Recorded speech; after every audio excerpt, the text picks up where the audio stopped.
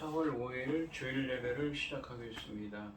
땅과 복 있는 사람은 악인들의 꾀를 따르지 아니하며 죄인들의 길에 서지 아니하며 오만한 자들의 자리에 앉지 아니하고 오직 여호와의 율법을 즐거워하여 그의 율법을 주야로 묵상하는도다.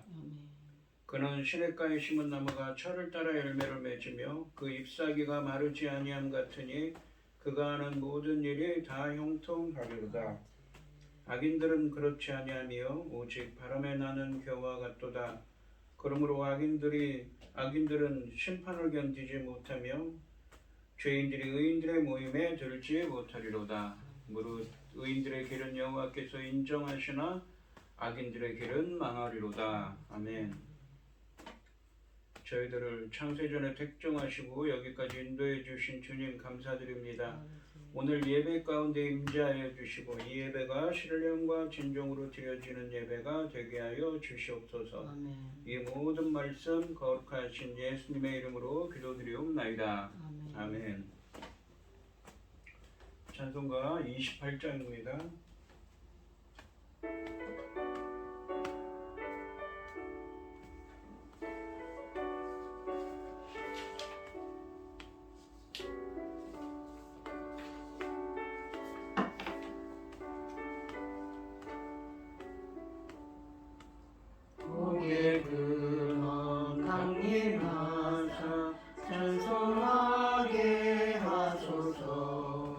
한량없이 자비하신 증량할 길 없도다.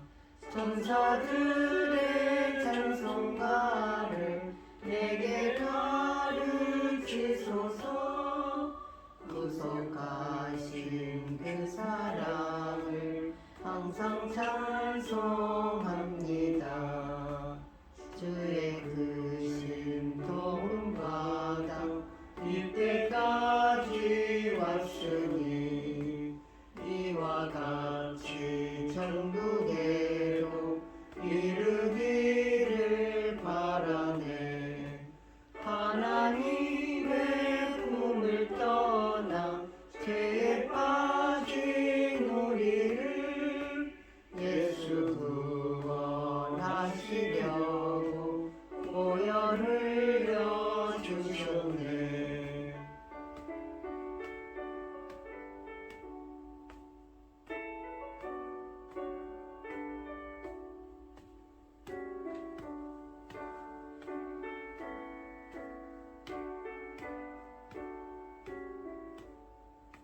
주의 귀한 은혜 받고 일생 빚진 자들의 주의 은혜 사슬 되사 나를 주께 매소서. 우리 마음은 연약하여 범죄하기 쉬우니 하나님이 받으시고 전국인을 지소서. 아멘.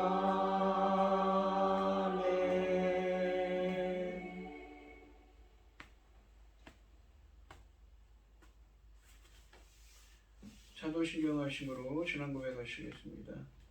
전능하사 천지를 만드신 하나님 아버지를 내가 믿사오며 그 외아들 우리 주 예수 그리스도를 믿사오니 이는 성령으로 잉태하사 동정녀 마리아에게 나시고 본디오 빌라도에게 고난을 받으사 십자가에 못 박혀 죽으시고 장사한 지 사흘 만에 죽은 자 가운데서 다시 살아나시며 하늘에 오르사 전능하신 하나님 우편에 앉아 계시다가 저리로서 산 자와 죽은 자를 심판하러 오시리라.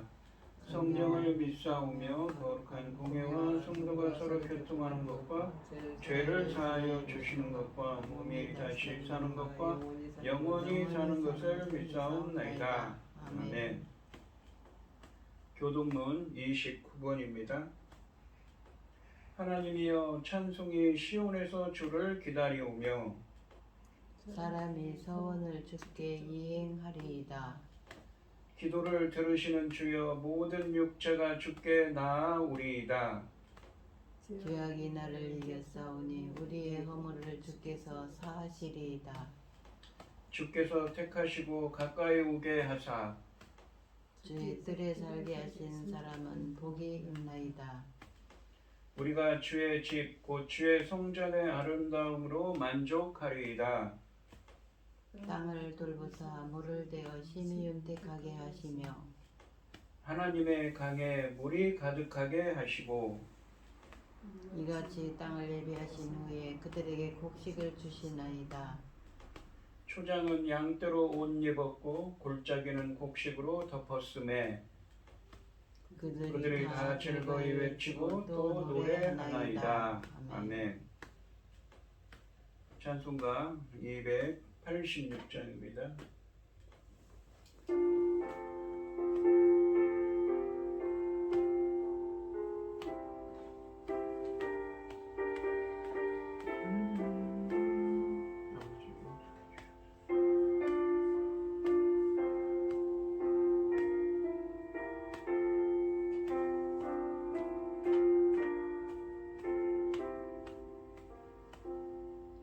주 예수님 내 맘에 오사 날 붙들어 주시고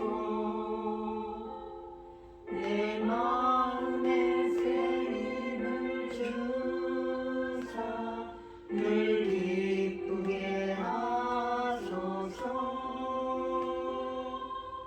사랑의 주 사랑의 주 내 마음에 찾아오사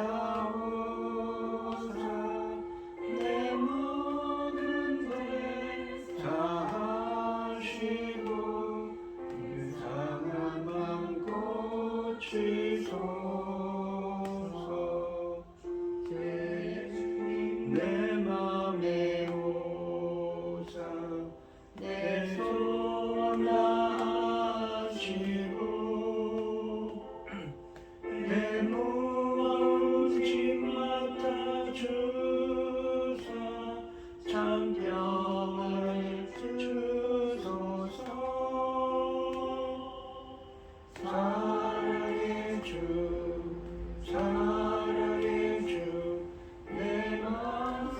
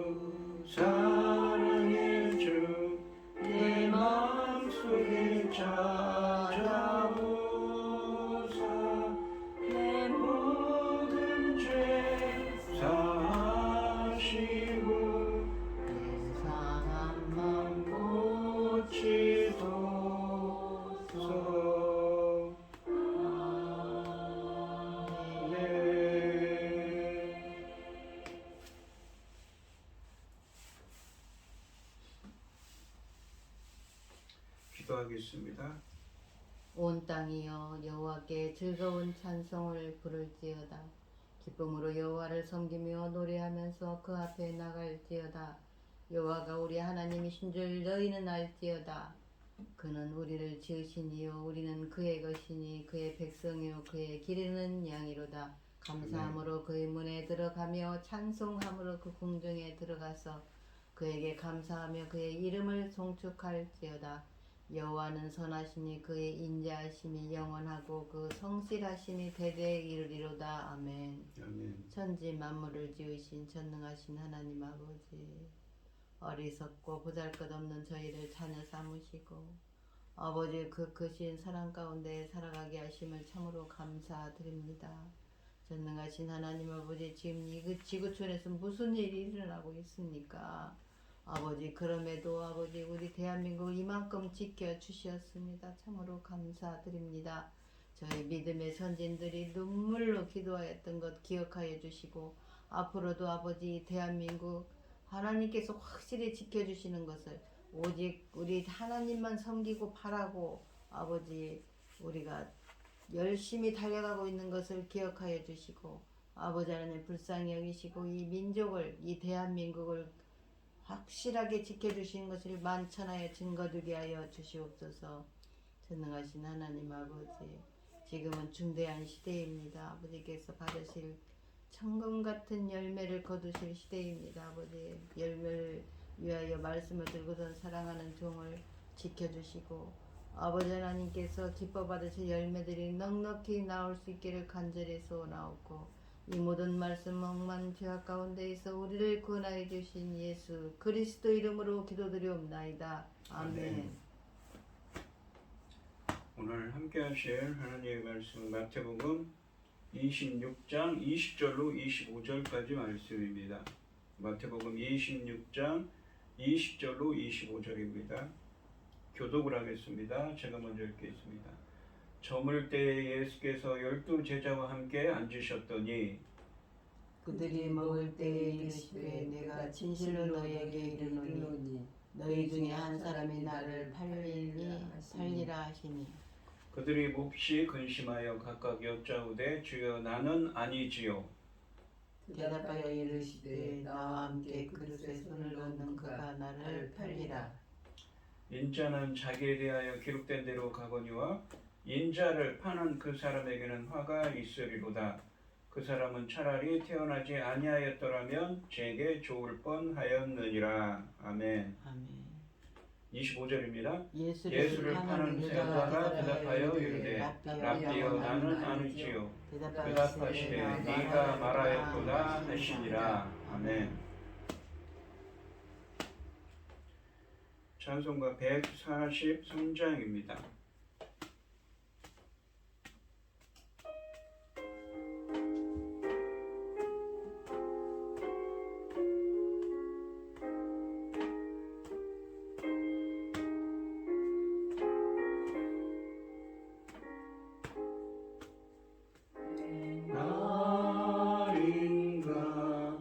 나를 위하여 죽으라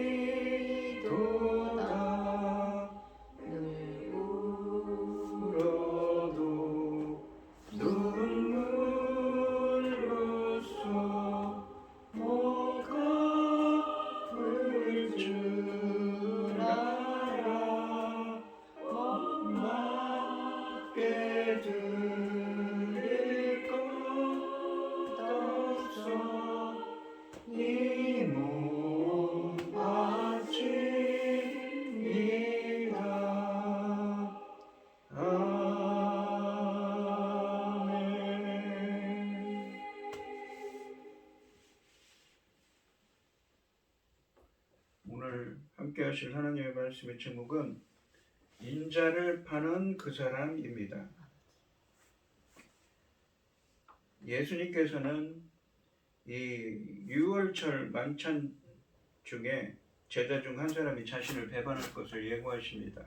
그러면서 자신이 십자가에 못 박히는 것은 이미 예정된 일이었다. 하나님이 예정된 일이었고 그 길로 자신은 간다고 말씀하시지요. 하나님께서는 이미 오래전에 예수님을 보내시기 오래전에 예수님을 보내셔서 우리의 모든 죄를 사하기 위해서 예수님을 보내실 것을 예고하셨고 그 일을 행하고 계십니다.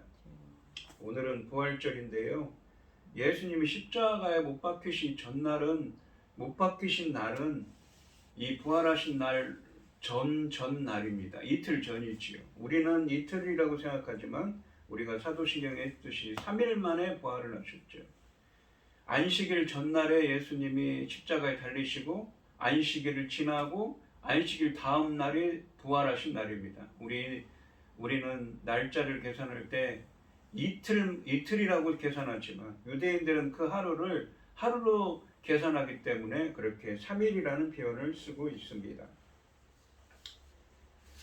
20절 말씀해 보시면 저물 때에 예수께서 12제자와 함께 앉으셨더니 라고 되어 있습니다. 제자들이 19절 말씀에서 유월절 식사를 준비한 후 늦은 저녁이 되자 예수님께서 12제자와 함께 식탁에 앉으셨습니다. 저물 때라는 표현은 유월절 식사가 밤에 행해졌다는 관습을 반영하고 있습니다. 유대인들의 시간 개념으로는 저녁이 되어 새로운 하루가 시작되었습니다. 그러니까 유대인의 시간 개념으로는 밤이 된 것이 새로운 하루가 시작되고 그 다음날 이 밤이 되기 전까지가 하루로 계산한 것입니다.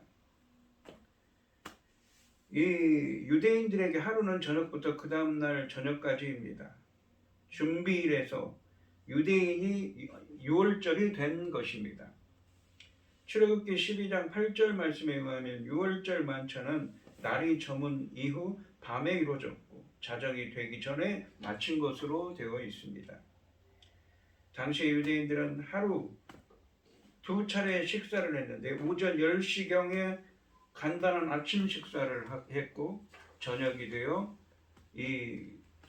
되기 전에 늦은 오후에 주 식사를 했습니다. 그러니까 만찬을 했던 것이지요.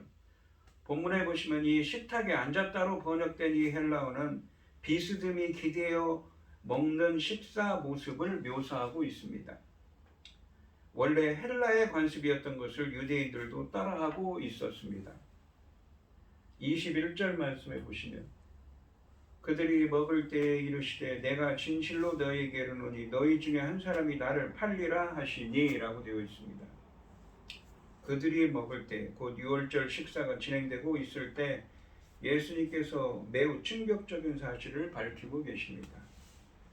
너희 중 하나가 나를 넘겨줄 것이라고 말씀하십니다. 이로써 예수님께서 당신의 죽음에 대해 얼마나 분명한 선지식을 가지고 계시는지 알 수가 있습니다. 지금까지 예수님은 당신께서 배반당하실 것을 제자들에게 거듭 예고해 오셨습니다. 17장 22절, 20장 18절로 19절 말씀, 또 26장 2절에서도 그렇게 말씀하셨습니다.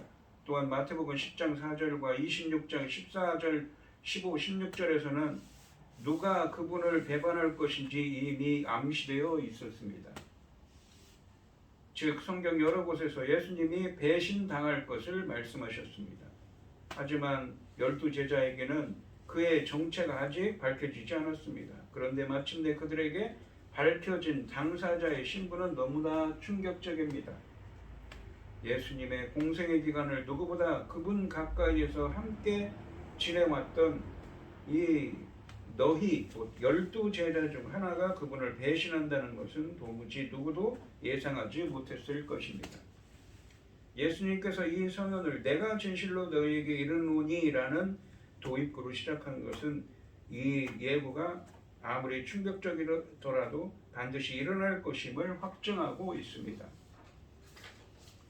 22절 말씀해 보시면 그들이 몹시 근심하여 각각 여짜오되 주여 나는 아니지요 라고 되어 있습니다. 22절 말씀에서 이 예수님의 말씀을 들은 제자들이 몹시 근심하는 반응을 보인 것은 당연합니다.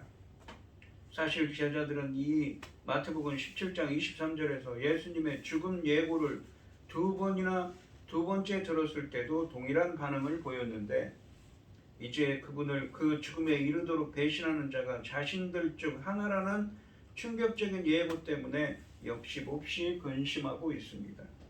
본문은 제자들의 충격을 몹시라는 단어를 사용해서 강조하고 있습니다. 이 상황에서 그들은 저마다 각각 당혹스러운 질문을 그분께 드립니다. 주여 나는 아니지요. 제자들의 질문은 자신은 아니라는 사실을 확인하려는 질문이었습니다.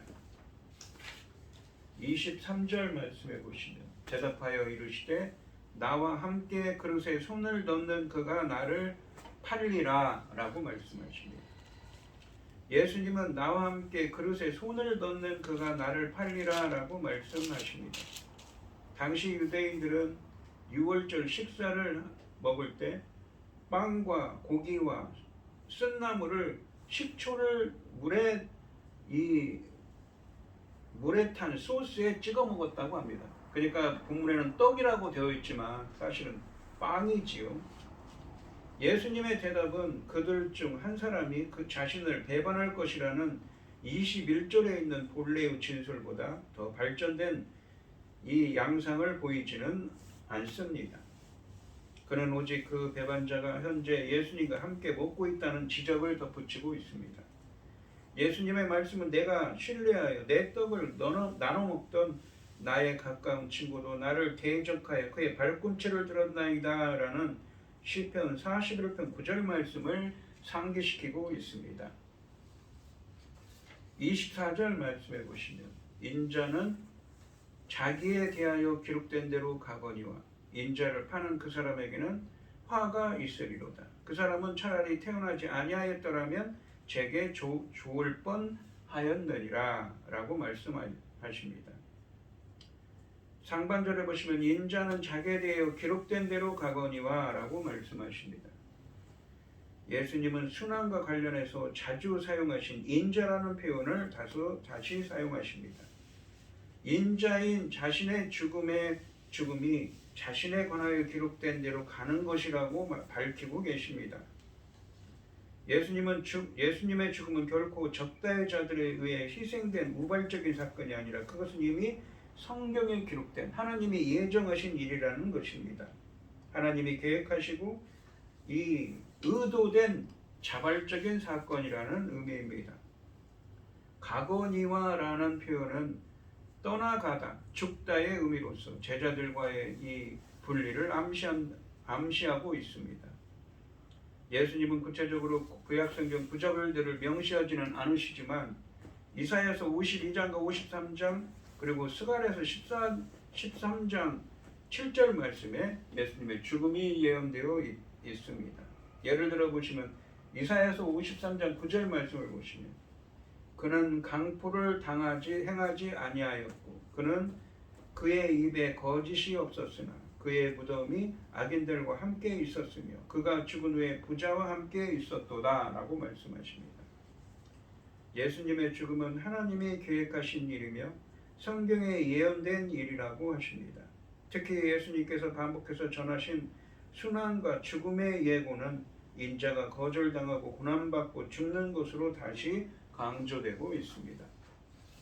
이 본문 말씀은 예수님의 죽음이 인간의 눈에는 정치적인 모략에 따른 결과이지만 구속 역사의 계획에서 보면 성경의 성취임을 알려주고 있습니다.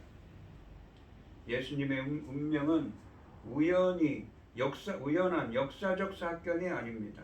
예수님의 죽음은 하나님의 계획이 실현된 것이고 성경이 성취된 것입니다. 하반절에 보시면 인자를 파는 그 사람에게는 죄화가 있으리로다 라고 말씀하십니다. 그 사람은 차라리 태어나지 아니하였더라면 제게 좋을 뻔하였느니라 라고 말씀하십니다. 예수님은 당신을 죽음에 이르게 하는 자가 될 유다의 책임에 대해서 말씀하십니다. 성경을 성취하는 역할을 한다고 해서 그 행동에 따르는 책임이 면제되는 것은 아니라는 말씀입니다.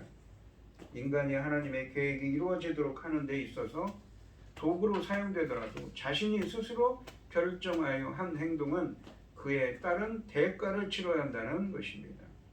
동일한 이러한 화해 선언 양식은 마태복음 18장 7절 말씀에서도 이 걸려 넘어지게 하는 실족하게 하는 일과 관련하여 사용된 적이 있습니다.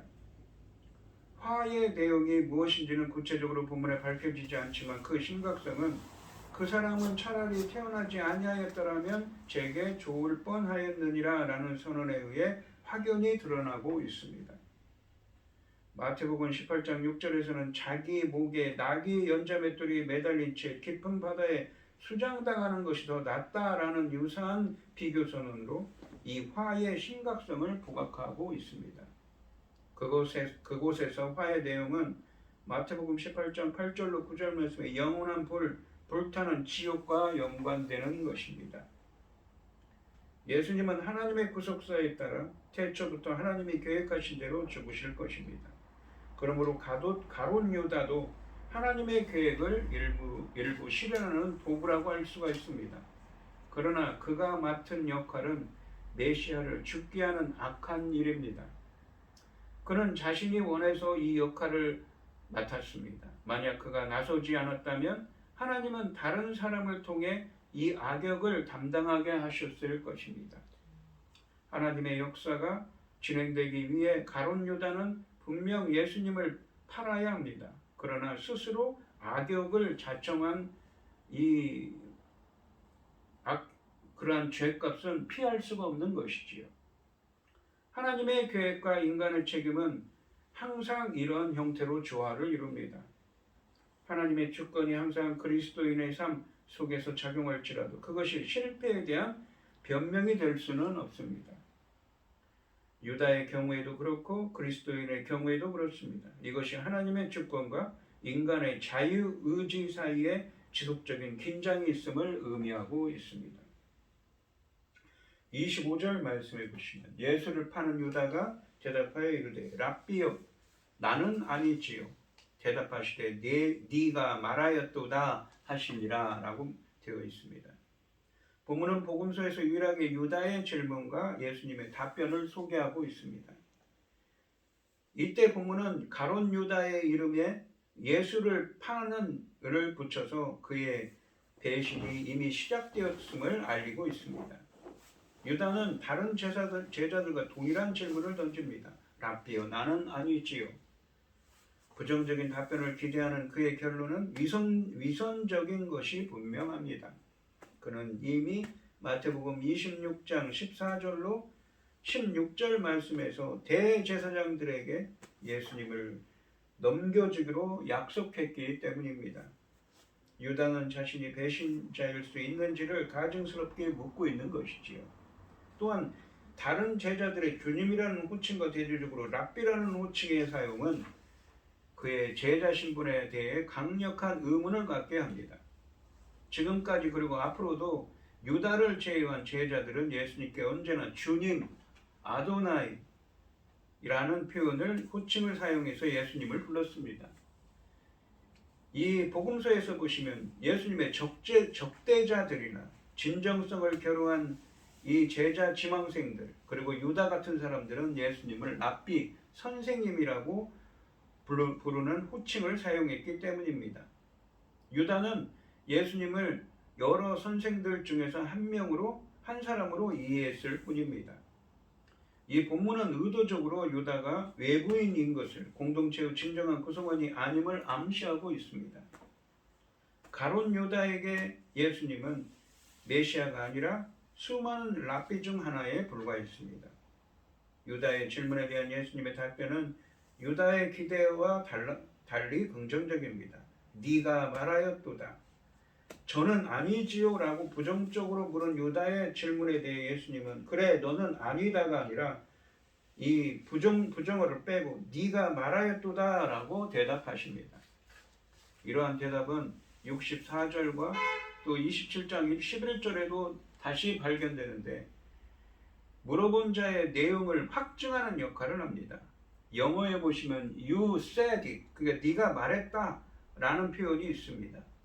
이 표현은 네 말이 맞아와 같은 유사한 의미를 담고 있습니다. 상대방이 스스로에 대해 하는 말에 동조하여 그건 맞는 말이야 라고 맞장구를 치는 의미라는 것입니다.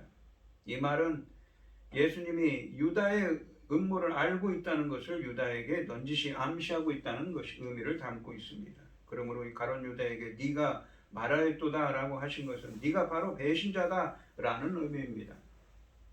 결국 그렇게 하여 가룟 유다는 예수님의 구속사역을 위해 나쁜 측면에서 사용된 사람이 되었습니다.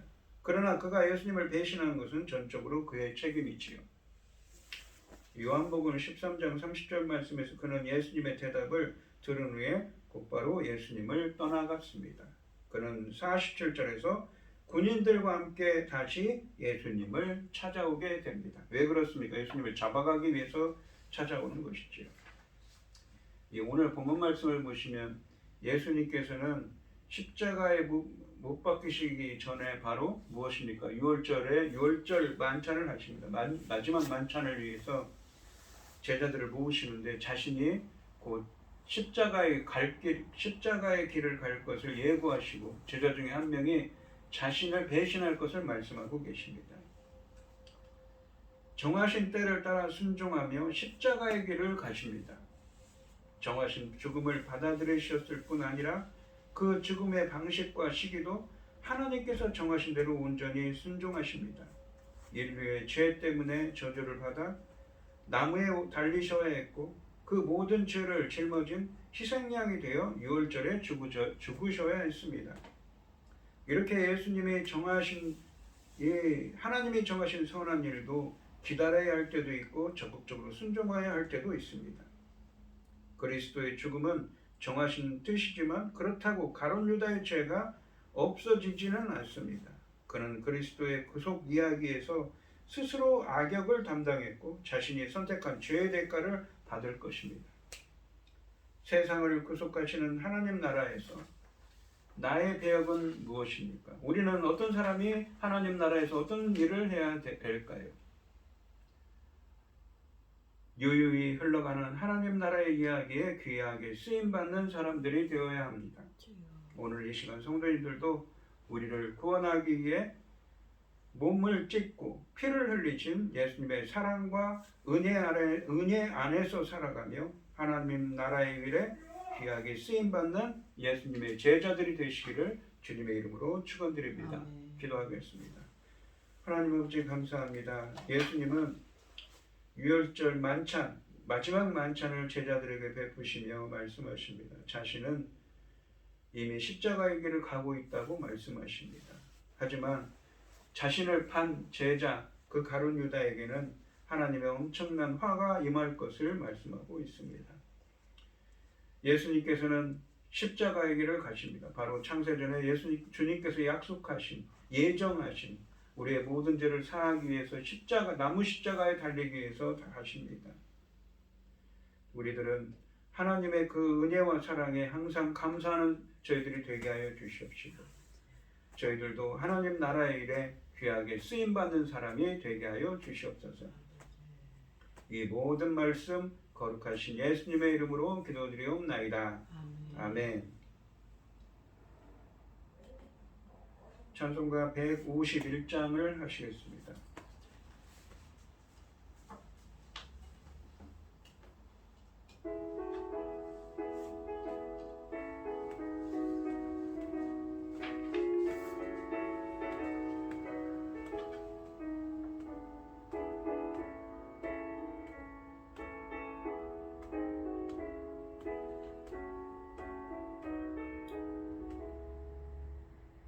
나의 왕 내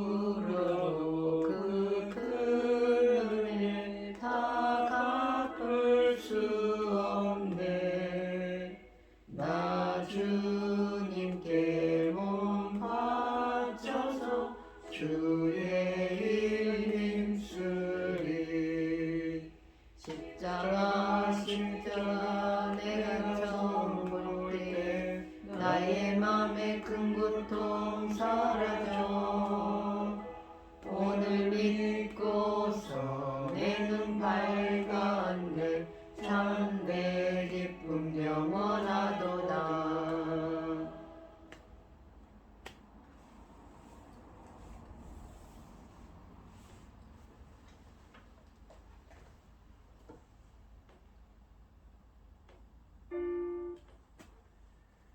예물 위에 기도하고 축도하시면서 오늘의 예배를 마치겠습니다.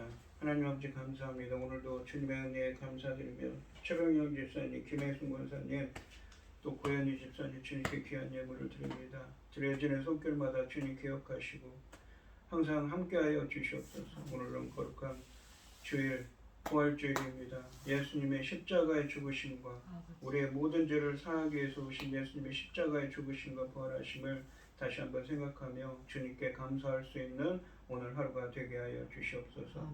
기뻐받아 흠양하여 주실 줄 믿사오며 이 모든 말씀 거룩하신 예수님의 이름으로 기도드리옵나이다. 아멘. 아멘. 축도하심으로 오늘 예배를 마치겠습니다. 이제는 주 예수 그리스도의 은혜와 아버지 하나님의 극진하신 사랑과 성령의 교통하심이 성도들 머리머리 위에 이제로부터 영원히 함께 있을지어다. 아멘. 아멘.